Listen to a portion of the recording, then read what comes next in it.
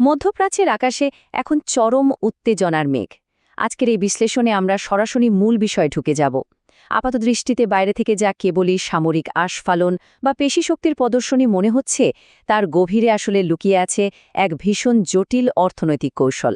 হ্যাঁ, জ্বালানি তেল এবং মিসাইলকে ঘুঁটি বানিয়ে আক্ষরিক অর্থেই এক বিশাল ভূরাজনৈতিক দাবার চাল দেওয়া হচ্ছে এখানে। চলুন পুরো বিষয়টা একটু গভীরে গিয়ে বোঝার চেষ্টা করি। শুরুতেই এই ভয়ঙ্কর কথাটার দিকে একটু নজর দেয়া যাক।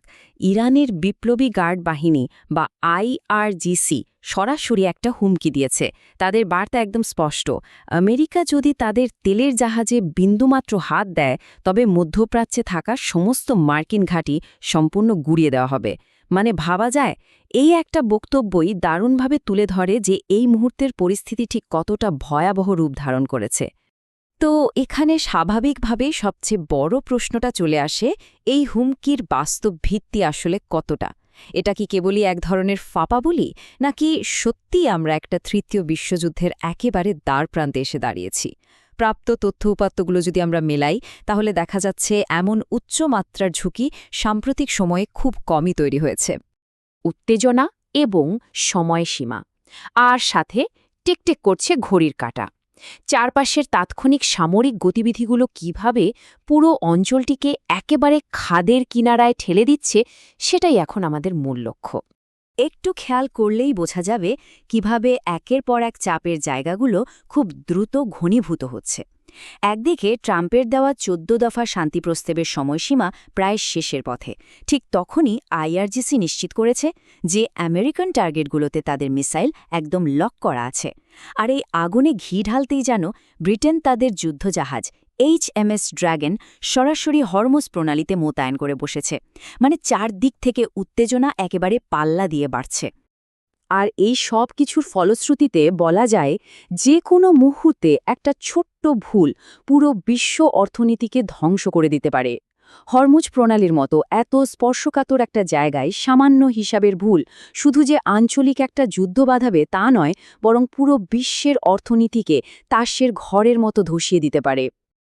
এখন আমরা চলে আসছি দ্বিমুখী ভূ-রাজনৈতিক সংকটে, যাকে বলা যায় বিশ্ব দাবার বোর্ডে ভারসাম্য রক্ষার এক জটিল খেলা। চলুন আমাদের এই বিশ্লেষণটিকে এবার বৃহত্তর বৈশ্বিক প্রেক্ষাপটের দিকে একটু ঘুরিয়ে নিই। দেখি বিশ্বের অন্যান্য বৃহৎ শক্তিগুলো ঠিক এই মুহূর্তে কিভাবে এখানে প্রভাব ফেলছে। মূল উৎসগুলো ঘাটলে একটা বেশ বিস্ময়কর মোড় এখানে লক্ষ্য করা যায়। রাশিয়ান প্রেসিডেন্ট ভ্লাদিমির পুতিন হঠাৎ করেই একটা চমকপ্রদ দাবি করেছেন যে ইউক্রেন যুদ্ধ শেষের খুব কাছাকাছি। এই দাবিটি বর্তমান বৈশ্বিক পরিস্থিতিতে সম্পূর্ণ নতুন একটা মাত্রার সূচনা করেছে। এর মানে হল, আজকের দিনে বিশ্ব পরিকল্পনাকারীদের সামনে এক অদ্ভুত দ্বিমুখী বাস্তবতা এসে দাঁড়িয়েছে।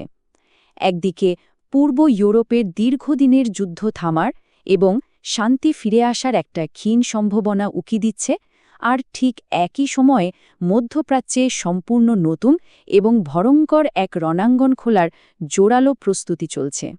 বিশেষজ্ঞরা এই পুরো পরিস্থিতিটিকে দুই নৌকায় পা দেওয়ার মতো একটি চরম সংকট হিসেবে বর্ণনা করেছেন। আমেরিকা মূলত একদিকে ইউক্রেন পরিস্থিতি সামাল দেওয়ার আপ্রাণ চেষ্টা করছে, আর ঠিক একই সময়ে ইরানের সাথে এক ভীষণ ঝুঁকিপূর্ণ দাবার বোর্ডের টেক্কা দিচ্ছে। একসাথে এই দুটি ভূরাজনৈতিক সংকট মোকাবিলা করার জন্য যে কী পরিমাণ সতর্কতার প্রয়োজন, তা বোধহয় আর বলার অপেক্ষা রাখে না। তেলের দাম এবং মাইন্ড গেম, হুমকির পেছনের অর্থনৈতিক বাস্তবতা।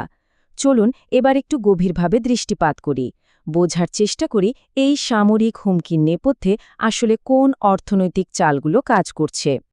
এই পুরো প্রেক্ষাপটে মাইন্ড গেম বা মনস্তাত্ত্বিক খেলা বলতে আসলে কি বোঝানো হচ্ছে তা একটু স্পষ্ট করা জরুরি।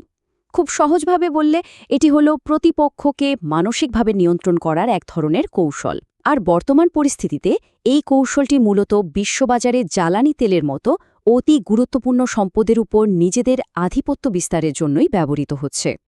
ভেতরের অর্থনৈতিক সমীকরণটা আসলে বেশ সরল, কিন্তু একই সাথে মারাত্মক ভয়ঙ্কর। বিশ্ববাজারে যে কোনো মূল্যে তেলের দাম কমানোর জন্য এই মুহূর্তে প্রবল একটা চাপ রয়েছে, আর ঠিক এই দুর্বলতার জায়গাটাতেই ইরান আঘাত করছে। তারা এই যুদ্ধের হুমকিকে হাতিয়ার হিসেবে ব্যবহার করে তেলের বাজারের নিয়ন্ত্রণ নিতে চাচ্ছে। তারা খুব ভালো করেই জানে ১৪ দফার শান্তি প্রস্তাবকে উপেক্ষা করে যদি কোনো সামরিক পদক্ষেপ নেওয়া হয় তবে পুরো তেলের বাজার তাদেরই একচেটিয়া নিয়ন্ত্রণে চলে আসবে। তো এতক্ষণের আলোচনা থেকে সবচেয়ে গুরুত্বপূর্ণ যে উপসংহারটি উঠে আসে তা হল আসল লড়াইটি হঠাৎ করে কোনো রক্তক্ষয়ী যুদ্ধে জড়িয়ে পড়ার আকাঙ্ক্ষা নয়, বরং এটি হল তেলের বাজার নিয়ন্ত্রণের এক সুপরিকল্পিত লড়াই, যা খুব সাবধানে আগ্রাসী সামরিক হুমকির মোড়কে আবৃত করে রাখা হয়েছে।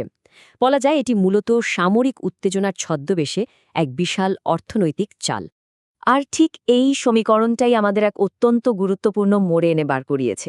সম্পূর্ণ বিপরীতমুখী দুটি সম্ভাবনা এখন চোখের সামনে। একদিকে পুতিনের দেওয়া ইউরোপের শান্তির প্রতিশ্রুতি কি সত্যিই শেষ পর্যন্ত বাস্তবায়িত হবে, নাকি এই ভয়ঙ্কর সব সামরিক হুমকিতে মধ্যপ্রাচ্য থেকে সত্যিই জোড়া উঠবে এক নতুন বিশ্বযুদ্ধ? বিশ্ব রাজনীতির দাবার বোর্ড এখন পুরোপুরি প্রস্তুত, অপেক্ষা শুধু পরবর্তী চালের।